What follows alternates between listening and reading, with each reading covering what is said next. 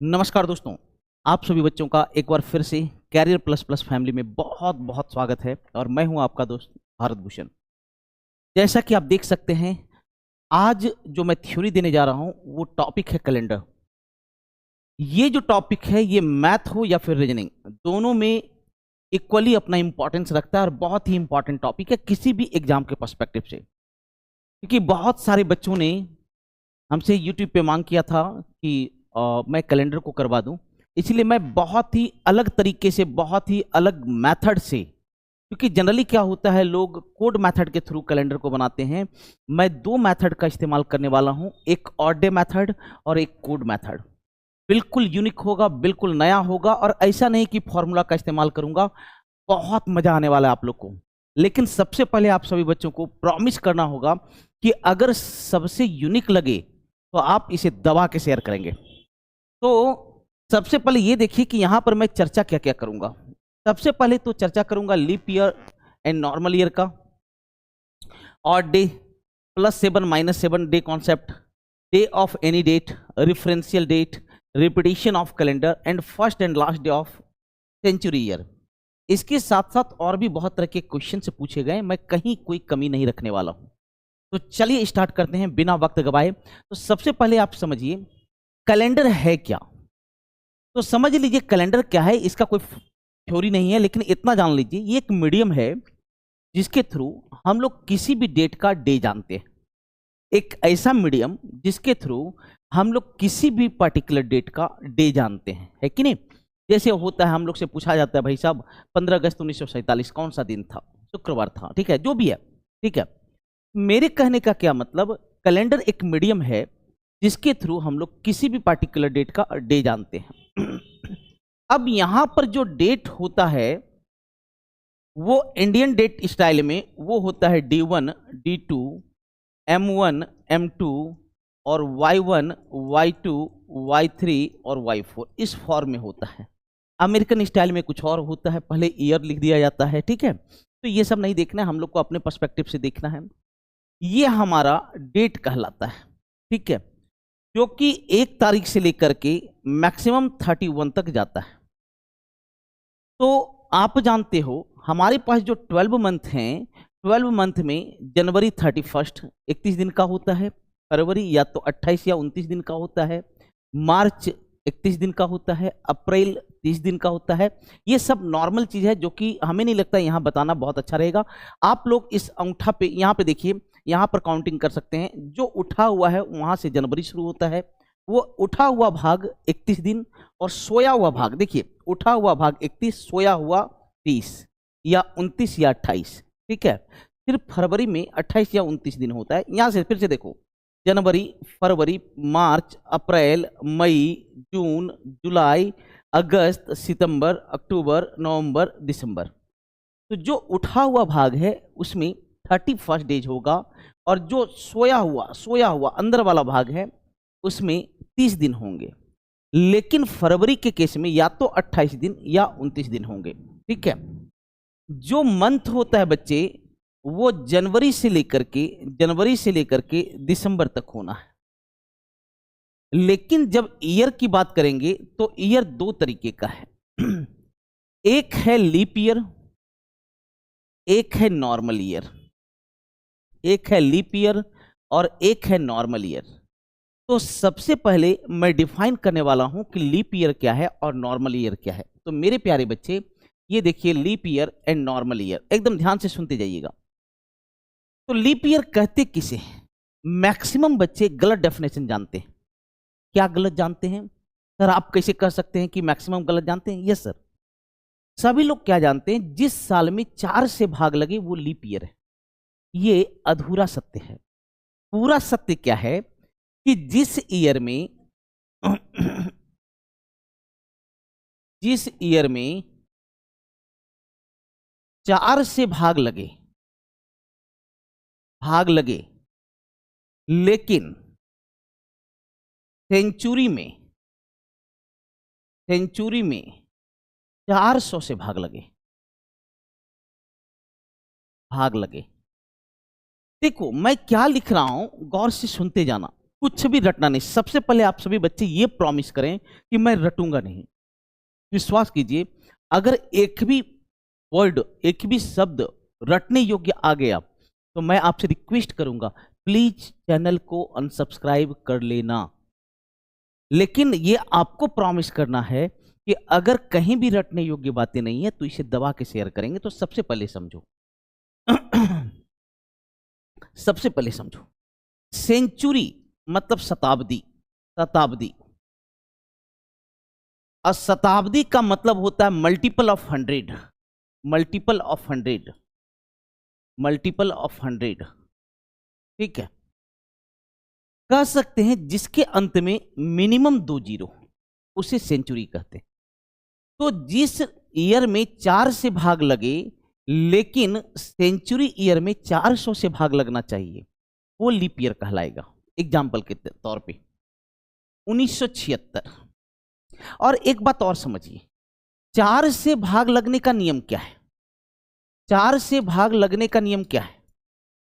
लगने का नियम क्या है? आप जानते हो मेरे बच्चे कि अंतिम 2 डिजिट में 4 से भाग लगना चाहिए। अंतिम 2 डिजिट में 4 से भाग लगना चाहिए, में 4 से भाग लगना चाहिए, भाग लगना चाहिए।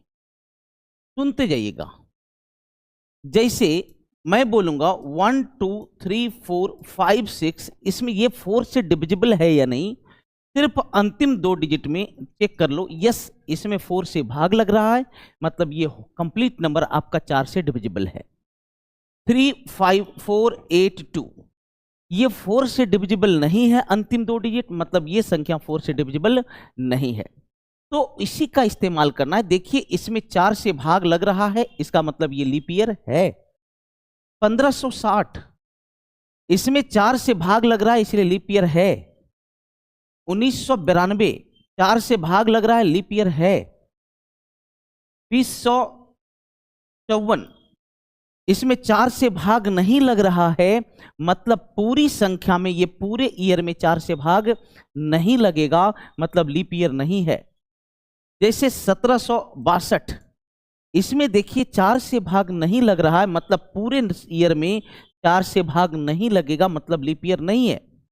तो सीधा सीधी कह लीजिए, अगर किसी ईयर के अंतिम 2 डिजिट में 4 से भाग लग रहा है तो वो लीप ईयर है, और अगर 4 से भाग नहीं लग रहा है तो वो लीप ईयर नहीं है। दैट मीन्स व्हाट, वो नॉर्मल ईयर है। ये दोनों नॉर्मल ईयर है, जबकि ये नॉर्मल ईयर है बच्चे, जबकि ये जो हैं ये लीप ईयर हैं। ये कैसे ईयर हैं बेटा? लीप ईयर है।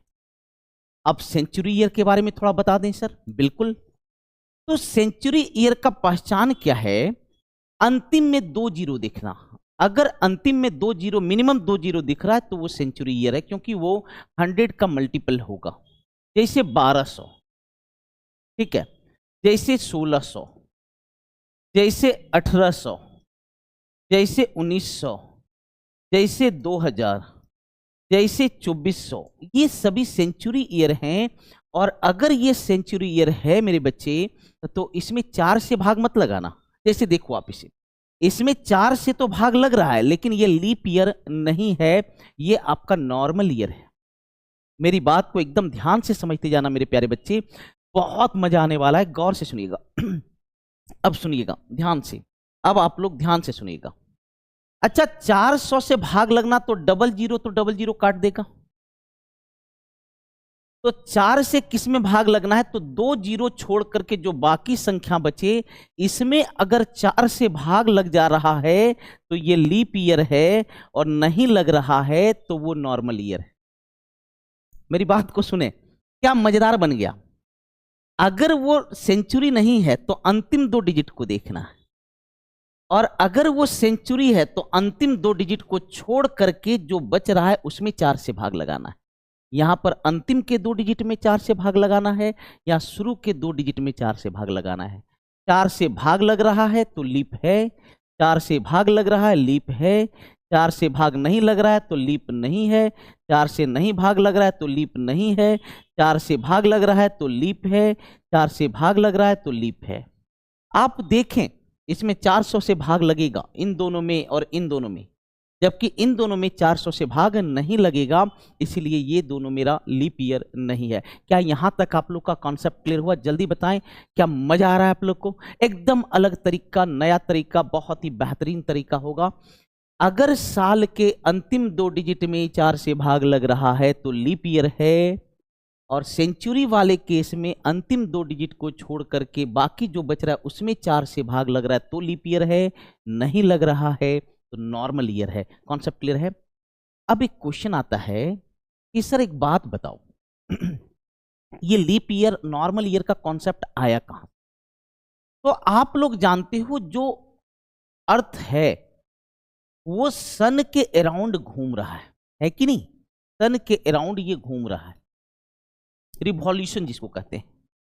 ये जो रिवॉल्यूशन है बच्चे, ये हमारा सन है, ये 365 days 5 hours and 55 minute something होता है। मेरी बात को सुनते जाइएगा। अगर ये कंप्लीट 6 आवर होता, हम लोग फास्ट, हार्ड एंड फास्ट में क्या कहते हैं, 365 दिन 6 घंटे में एक परिक्रमण करता है, एक रिवॉल्यूशन करता है। इसीलिए देखिए 4 साल पे क्या होता है, ये 24 घंटा बन जाता है। ये कितना बन जाता है बच्चे? 24 घंटा बन जाता है। और ये 4 साल पे 365 दिन प्लस 24 घंटा मतलब 366 दिन बन जाता है। इसलिए हर एक 4 साल पे 366 दिन होता है, क्योंकि ये जो 6 घंटे लगभग में हैं, ये 4 साल पे कितना, एक कंप्लीट डे का फॉर्मेशन कर लेता है, और वो 366, एक दिन एक्स्ट्रा बढ़ जाता है, 365 दिन 366 दिन बन जाता है। लेकिन ये कंप्लीट 6 आवर नहीं, ये 5 घंटे 55 मिनट आसपास है। मैं देखिए ये जीके का चीज है, लेकिन मैं अप्रॉक्सीमेशन में बता रहा हूं। इसीलिए ये जो मिनट घट रहे हैं, इसी के कारण सेंचुरी ईयर में 4 से नहीं, इससे भाग लगना चाहिए बच्चे, 400 से भाग लगना चाहिए। अब एक क्वेश्चन है बच्चे कि सर एक बात बताइए कि 2 लगातार लीप ईयर के बीच कितने साल का डिफरेंस? 2 लगातार लीप ईयर के बीच कितने साल का डिफरेंस? कितने साल का डिफरेंस होगा? ठीक है, सुनते जाइएगा। तो सर बाय मिस्टेक सभी लोग यहां भी एक गलती करते हैं। क्या गलती करते हैं समझते जाइएगा। सर होता क्या है कि जब भी हम लोग लीप ईयर की बात करते हैं तो हम लोग क्या कहते हैं कि लीप ईयर 4 साल पर आता है। क्यों सर? क्योंकि 365 दिन 6 घंटा जो है 24 घंटा हो जाता है, और वो एक दिन बना देता है, इसलिए कहते हैं लीप ईयर 4 साल पे आता है। लेकिन लोग गलती से क्या बोलते हैं, कितने साल का डिफरेंस होता है? 4 साल का। ये गलत है सर, ये गलत है सर। मैं एग्जांपल देता हूं, ये गलत है, सुनिएगा। जैसे 1560 है और 1564 है, 1568 है, तो यहां पर कितने साल का डिफरेंस है बेटा? 4 साल का डिफरेंस है, 2 लगातार लीप ईयर के बीच। आप कुछ भी ले लीजिए, 1920 ले लीजिए, 1924 ले लीजिए, 1928 ले लीजिए, यहां भी कितने साल का डिफरेंस है? 4 साल का ही है। लेकिन आप सोचें कि 1900 मेरा लीप ईयर तो है नहीं, it's not a leap year. लेकिन इससे 4 साल पीछे 1896 ये एक लीप ईयर है, ये एक लीप ईयर है बच्चे। क्यों सर? क्योंकि अंतिम 2 डिजिट में 4 से आपका भाग लग रहा है, ये एक लीप ईयर है। तो इससे 4 साल पीछे लीप ईयर है, और इससे 4 साल आगे भी आपका 1904, ये भी लीप ईयर है, ये भी लीप ईयर है, ये भी लीप ईयर है मेरे बच्चे, क्योंकि यहां अंतिम 2 डिजिट में 4 से भाग लग रहा है। फिर से सुनिए, 1900 ईस्वी मेरा लीप ईयर इसलिए नहीं है क्योंकि ये सेंचुरी ईयर है, और सेंचुरी ईयर में 4 से भाग नहीं लगना चाहिए, 400 से भाग लगना चाहिए। अरे एग्री करते हो कि नहीं? इसमें 400 से भाग नहीं लग रहा है, इसलिए ये एक लीप ईयर नहीं है। लेकिन 4 साल पीछे 1896 में 4 से भाग लग रहा है, 4 से डिविजिबल है ये, इसलिए ये लीप ईयर है। इससे 4 साल आगे 1904 भी एक लीप ईयर है, इसलिए यहां देखिए इन दो लगातार लीप ईयर के बीच कितने साल का डिफरेंस है बेटा? 8 साल का डिफरेंस है। इसीलिए बोले अगर कोई कि दो लगातार लीप ईयर के बीच कितने साल का डिफरेंस होगा, तो बोलना है क्या बेटा? या तो 4 ईयर का, या तो 8 ईयर का डिफरेंस होगा, या तो 4 ईयर का डिफरेंस होगा, या तो 8 ईयर का डिफरेंस होगा। एक और एग्जांपल ले लो, मान लो 1800, इट्स नॉट अ लीप क्योंकि इसमें 400 से भाग नहीं लग रहा, लेकिन इससे 4 साल पीछे 1796 ये लीप है, और इससे 4 साल बाद 1804 ये भी लीप ईयर है। तो ये दोनों तो लगातार लीप ईयर हो गया बच्चे। तो दो लगातार लीप ईयर के बीच यहां पर देखिए कितने साल का डिफरेंस है बेटा? 8 साल का डिफरेंस है। तो आशा करता हूं आप इस कॉन्सेप्ट को समझ गए होंगे कि लीप ईयर क्या है, नॉर्मल ईयर क्या है, दो लगातार लीप ईयर के बीच कितने साल का डिफरेंस होता है। अगर कोई पूछ दे दो लगातार साल पर मैक्सिमम कितने साल का डिफरेंस, तो 8 ईयर का, और मिनिमम कितने साल का डिफरेंस? 4 ईयर का, 4 ईयर का या फिर 8 ईयर का। यहां तक कॉन्सेप्ट क्लियर है? एकदम क्लियर है? मजा आ रहा है? आज कॉन्सेप्ट क्लियर हुआ कि रियल में लीप ईयर है क्या, नॉर्मल ईयर क्या है, ये कॉन्सेप्ट क्लियर हुआ? जल्दी बताओ तो। अच्छा लग रहा है कि नहीं? हाँ, कुछ भी नहीं याद करना है, अब समझना। अब हम बताने वाले हैं ऑड डे कॉन्सेप्ट। अब एक कॉन्सेप्ट है ऑड डे कॉन्सेप्ट।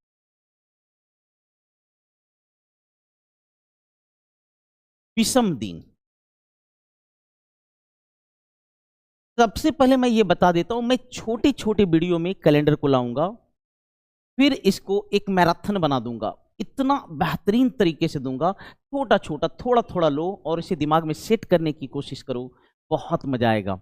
एक बार में पूरा लपेट लो, क्योंकि मैं दो तरीका बताऊंगा। जनरली क्या होते हैं, लोग कोड मेथड बनाते हैं, और कोड मेथड परेशान करता है। 033 614 625 0 पर माने बहुत कुछ उसमें याद करने योग्य है और बच्चे को याद नहीं रहता है। उसके अलावा मैं ऑड डे मेथड से भी मैं बना के बताऊंगा कि देखो इसका कितना बेहतरीन इस्तेमाल कर सकते हो, और यहां से भी क्वेश्चन बनता है। सबसे पहले समझिए ऑड डे है क्या। तो सप्ताह से बाहर आने वाला दिन, सप्ताह से बाहर का दिन, बाहर का दिन, यही ऑड डे। तो कितनों दिन रहे, सप्ताह को हमेशा डिलीट कर दें। तो आप कह सकते हैं सप्ताह को डिलीट करने के बाद जो दिन बचे वही ऑड डे है। सप्ताह को डिलीट करने के बाद, डिलीट करने के बाद जो दिन बचे, जो दिन बचे वही ऑड डे।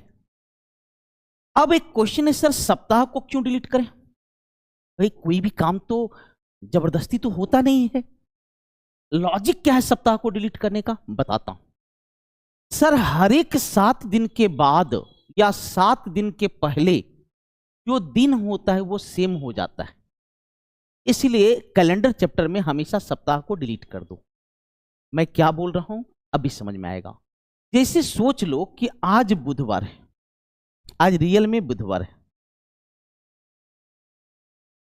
तो 7 दिन के बाद क्या होगा? तो ये बुधवार ही होगा। फिर 7 दिन के बाद क्या होगा? तो फिर बुधवार ही होगा। अरे मेरे भाई, जब हर एक 7 डेज के बाद सेम डे रह रहा है तो उसको हटा दो। क्यों कैलकुलेशन करना, क्यों कैलकुलेशन करना मेरे भाई? इसीलिए कैलेंडर टॉपिक में क्या करना है, जहां जहां भी सप्ताह दिख जाए उसे डिलीट कर दें, और जो दिन बच जाएगा वही दिन आपका ऑड डे कहलाएगा। जैसे एक एग्जाम्पल के तौर पे मैं समझाता हूं कि आज शनिवार है, आज शनिवार है, सपोज करो, तो 15 दिन बाद, 15 दिन बाद क्या क्या? तो सबसे पहले देखिए कितना दिन बाद बोला, 15 दिन बाद बोला। मैं क्या बोला कि सबसे पहले इसे ऑड डे बना दो, सप्ताह को डिलीट कर दो। तो 2 सप्ताह खत्म हो गया, बचा 1 दिन। तो 1 दिन बाद क्या होगा? शनि प्लस 1 रविवार होगा। क्या होगा बेटा? रविवार होगा। अब बोलो, अब इसमें शनिवार में 15 दिन जोड़ेंगे तो ऐसे ही जिंदगी का तो वाट लगा पड़ा है, फिर एक और वाट लगेगा। एग्री करते हो कि नहीं? तो कॉन्सेप्ट क्या आया? Odd day concept. और ऑड डे कॉन्सेप्ट कहता है बच्चे कि हमेशा सप्ताह को डिलीट कर दीजिए। सप्ताह को क्या कर दें बच्चे? डिलीट कर दें। जो दिन बच जाता है वही हमारा ऑड डे है। कॉन्सेप्ट क्लियर हुआ? तो अब आपसे पूछे जनवरी में कितना ऑड डे? तो 31 दिन है, 31 डेज। तो 4 सप्ताह हट जाएगा, 7 चौक 28, बच जाएगा 3 ऑड। फरवरी में कितना ऑड डे? तो या तो 28 दिन होता है या तो 29 दिन होता है। तो या तो 7 चौक 28, या तो 0 ऑड डे या 1 ऑड डे।